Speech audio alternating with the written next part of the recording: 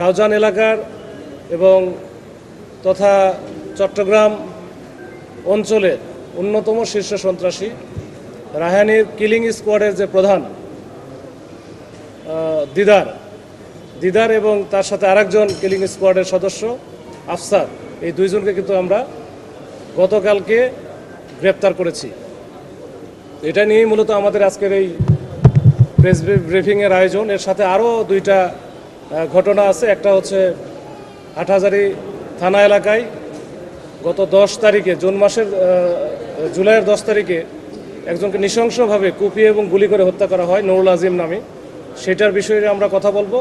আর সর্বশেষ জোরারগঞ্জের একটা ঘটনা আছে, যেখানে একজনকে হত্যার উদ্দেশ্যে গুরুতরভাবে কুপিয়ে জখম করা হয় এবং সেখান থেকে আমরা একটি পিস্তল উদ্ধার করি।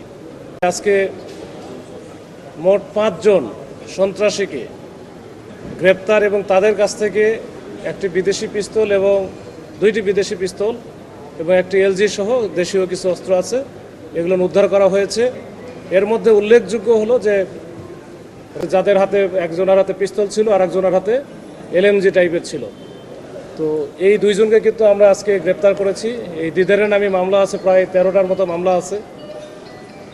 আফসারের নামে ওইরকম 8টার মতো মামলা আছে এবং সেগুলো সবই মোটামুটি হত্যা থেকে শুরু করে চাঁদাবাজি, সন্ত্রাসী বা অবৈধ অস্ত্র আইনে মামলা আছে এবং এগুলো তারা করে থাকে সাধারণত চট্টগ্রাম মহানগরী এলাকা থেকে শুরু করে রাউজান, রাঙ্গুনিয়া, ফটিকছড়ি, হাটহাজারী এই এলাকায় তাদের মূলত আধিপত্য। তো এই দুইজনকে আমরা গতকালকেই সীতাকুণ্ড এলাকার যে শীতলপুর নামক জায়গা আছে, ওইখানে আমরা চেকপোস্ট বসিয়ে এই দুইজনকে গ্রেপ্তার করেছি এবং তাদের আগে আরও অন্য আরেকটা গাড়িতে হয়তো আরও অন্য সন্ত্রাসীরা ছিল, তাদেরকে আমরা আসলে একটা ধরতে গিয়ে আরেকটা আমরা মিস করে ফেলেছি। তো এই 3টা বিষয় নিয়ে মূলত আমরা একটু ছোট করে বলবো। প্রথমেই আমি রাউজান এলাকার যে আলোচিত যুবদল নেতা মাসুদ চৌধুরীকে হত্যা করা হয়েছিল গত 14 জুন। এই আপনারা জানেন, সেখানে তাকে পাহাড়তলি এলাকায় প্রকাশ্য দিবালোকে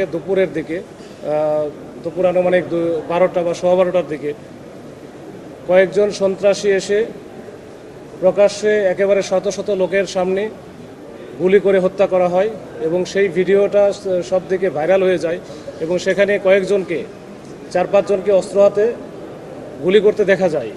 সেই অস্ত্র হাতে যাদের গুলি করতে দেখা যায়, এদের মধ্যে 2 জন ছিল এই দিদার এবং আফসার।